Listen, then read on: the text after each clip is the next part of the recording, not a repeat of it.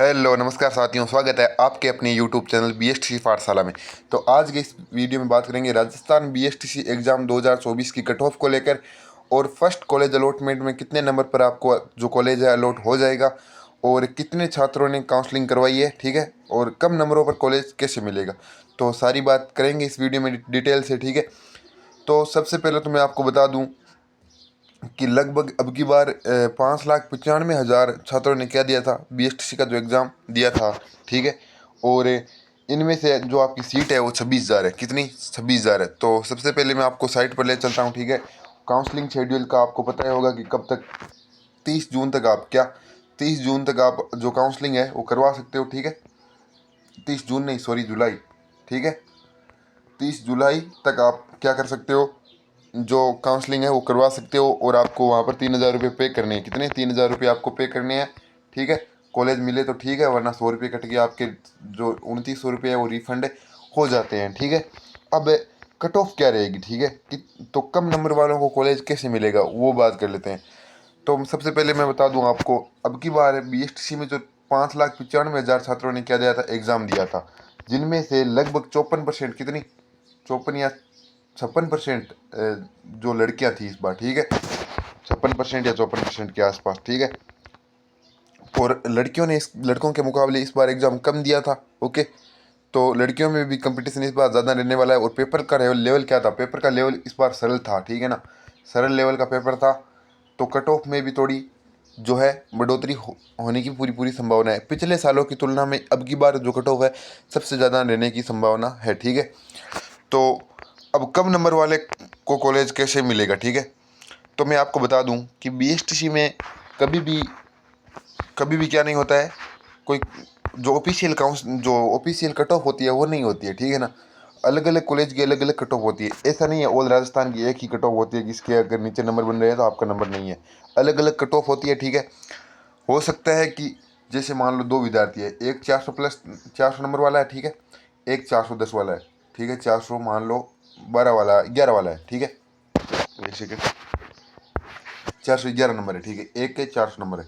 अब होता क्या है, इसने तो क्या किया, इसने 411 नंबर है, ये सोच रहा है मेरा अच्छे नंबर है, ठीक है। तो ये क्या करता है, ये करता है 10 कॉलेज भरता है, ठीक है, और काउंसलिंग करवा देता है, ठीक है। ऑल राजस्थान भी मान लो ये कर लेता है, ऑल राजस्थान क्या। अब ये है, ये 100 कॉलेज भरता है, ठीक है, 100 कॉलेज भरता है और ऑल राजस्थान कर देता है। तो हो सकता है कि इसके मिलने के चांस ज़्यादा हो, ठीक है ना, ठीक है। क्योंकि इसने कॉलेज ज़्यादा भरी है, तो किसी ना किसी कॉलेज में क्या हो, कट ऑफ कम हो और इसका नंबर आ जाए। और ये क्या करता है, 400 वाला, 411 वाला, ये करता है कि 411 नंबर है इसके, और ये क्या कर लेता है, 10 कॉलेज भरता है। उन 10 में मान लो 411 प्लस सारे सारे 411 प्लस स्टूडेंट है, तो इसका नंबर कहाँ से आएगा, नहीं आएगा ना, ठीक है। और ये 400 वाला क्या करता है कि 100 कॉलेज भरी है, उनमें से इसको एक सीट मिल जाए, ठीक है। तो ये काफ़ी कम रेयर चांस बनता है, लेकिन बनता ज़रूर है, कम नंबर वालों का सिलेक्शन हो जाए, ठीक है। बाकी ज़्यादा से ज़्यादा कॉलेज भरना है आपको, काउंसलिंग थोड़ी ध्यानपूर्वक करना है, ठीक है। बाकी और कुछ नहीं है इसमें। अगर आप काउंसलिंग ध्यान से करवाते हो तो आपके थोड़े बहुत कम नंबर है ना, 5-10 नंबर अगर कम भी है ना, तो भी आपका काम चल जाएगा। लेकिन ज़्यादा नंबर कम है, अब मान लो काउंसलिंग कितने नंबर वाले करवाए, तो जनरल ईडब्ल्यूएस और एमबीसी में मेल कैंडिडेट है तो 395 प्लस नंबर है ना, अगर आपकी 395 प्लस 400 प्लस मान लो आप, ठीक है, तो वो काउंसलिंग करवा ले, ठीक है। इससे कम है तो भैया कोई चांस नहीं बनता इस बार, ठीक है। 26,000 सीट है यार, 26,000 सीट ये है ओनली फॉर, ठीक है। इनमें से ही महिलाओं की है, कुछ महिलाओं की है, ठीक है। तो इतने 400 से कम मेल कैंडिडेट के लिए तो ईडब्ल्यूएस एमबीसी और जनरल में नहीं हो सकता, ठीक है। काउंसलिंग करवा सकते हो, लेकिन वो नहीं है। काउंसलिंग तो आप 300 नंबर पर भी करवा सकते हो, 250 नंबर पर भी करवा सकते हो। और SC ST की बात करूँ तो 370-75 प्लस है ना, तो आप मेल कैंडिडेट तो आप काउंसलिंग करवा लीजिए। और महिलाएं महिलाएं किसी भी कैटेगरी की हो, अगर 360 प्लस नंबर है ना आप, ठीक है, तो आप काउंसलिंग करवा सकते हो किसी भी कैटेगरी से, ओके। और कॉलेज मिलने की आपकी पूरी पूरी संभावना बनती है, ठीक है। SC ST में है तो आप 340 नंबर पर भी काउंसलिंग करवा लेना, ठीक है। वो आपकी मर्जी है काउंसलिंग करवाना ना करवाना, ठीक है। अब कट ऑफ पर बात कर लेते हैं, कट ऑफ क्या रहने वाली है, ठीक है। तो एक संभावित कट ऑफ मैं आपको बताने जा रहा हूँ, ठीक है, क्योंकि ऑफिशियल कट ऑफ तो कोई इसकी होती नहीं है, ठीक है। एक सेकेंड, हाँ ये रही कट ऑफ। तो जनरल में जिस भाई के यानी मेल कैंडिडेट के 430 नंबर बन रहे हैं तो वो सेफ स्कोर है, उसको कॉलेज अलॉट हो जाएगा, ठीक है। और फीमेल में 410 पर उसको कॉलेज अलॉट हो जाएगा, ठीक है। फीमेल कैंडिडेट है जनरल की तो 410 पर उसको कॉलेज अलॉटमेंट हो जाएगा। ओबीसी में 420 नंबर है मेल कैंडिडेट के तो आपको कॉलेज मिलने की पूरी पूरी संभावना बन रही है, ओके। और फीमेल कैंडिडेट के 400 पर, ठीक है। अब ईडब्ल्यूएस की बात करें तो ईडब्ल्यूएस में 415 जिनके नंबर है, 415 410 मान लो, ठीक है। 5 नंबर ऊपर नीचे हो सकता है, ठीक है, 5 या तो प्लस में या माइनस में, ठीक है। इससे ज़्यादा तो आपका ज़्यादा कम नहीं होगा, ओके। तो ईडब्ल्यूएस में अगर मेल कैंडिडेट है 415 नंबर है तो आपको कॉलेज अलॉट होने की चांस पूरे हैं, 395 महिलाओं के लिए। और ईडब्ल्यूएस में एमबीसी की बात करूं तो एमबीसी में इनके बीच में ही रहता है आंकड़ा, लगभग 410 मान लो आप, 410 और लड़कियां मान लो 400 नंबर, ओके। एमबीसी की बात कर रहा हूँ। एससी की बात करूँ तो 408 से प्लस नंबर है ना, ऐसा मानो आप 400 नंबर भी आपके है ना तो मेल कैंडिडेट तो आपको कॉलेज मिलने की पूरी पूरी संभावना है।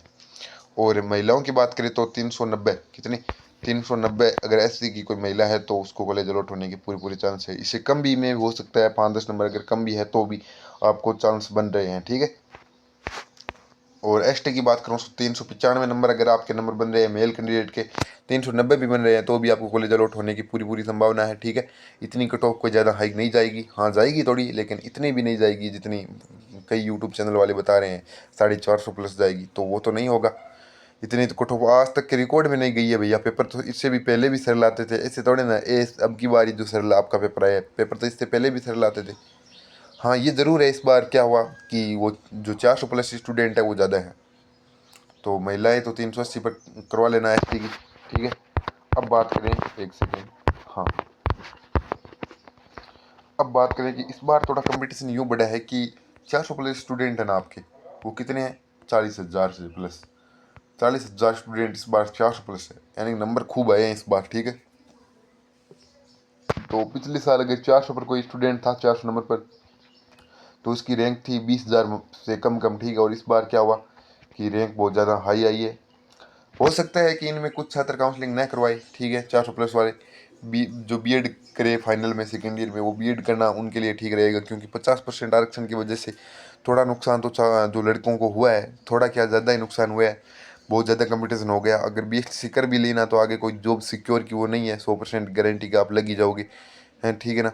हाँ जो इंटेलिजेंट बच्चे होते हैं, जो मतलब टॉपर बच्चे होते हैं, उनके लिए तो कोई हार्ड नहीं होता, लेकिन एक औसत दर्जे का विद्यार्थी 2 साल मेहनत करके बीएसटीसी में प्री पास करता है, ठीक है, 2 बार से उसकी प्री पास हुई है, और फिर वो रीट में 1-2 साल में कहाँ से हो जाएगा, इतने में तो बीएड हो जाती है, फर्स्ट ग्रेड, थर्ड ग्रेड और सेकंड ग्रेड की भी तैयारी आराम से कर सकता है। बीएड में आपके काफ़ी ऑप्शन होते हैं, लेकिन बीएसटीसी में आपके पास सिर्फ और सिर्फ थर्ड ग्रेड का ही ऑप्शन रह जाता है, ठीक है। बाकी वो अलग अलग सोच की फ़र्क है, आप जो जो जैसा करना चाहता है, बीएसटीसी करे, बीएड करे, अगर आपके अच्छे नंबर बन रहे हैं तो आप कोई भी कर लीजिए, आपकी इच्छा है वो तो, ठीक है। बाकी मैंने आपके सारे डाउट बता दिए, ओके। और भी कोई आपका सवाल है तो कमेंट बॉक्स में बता दीजिए, कोशिश करूँगा पूरी बताने की, ओके। मिलते हैं किसी नेक्स्ट वीडियो में। वीडियो वॉच करने के लिए आपका धन्यवाद, ओके।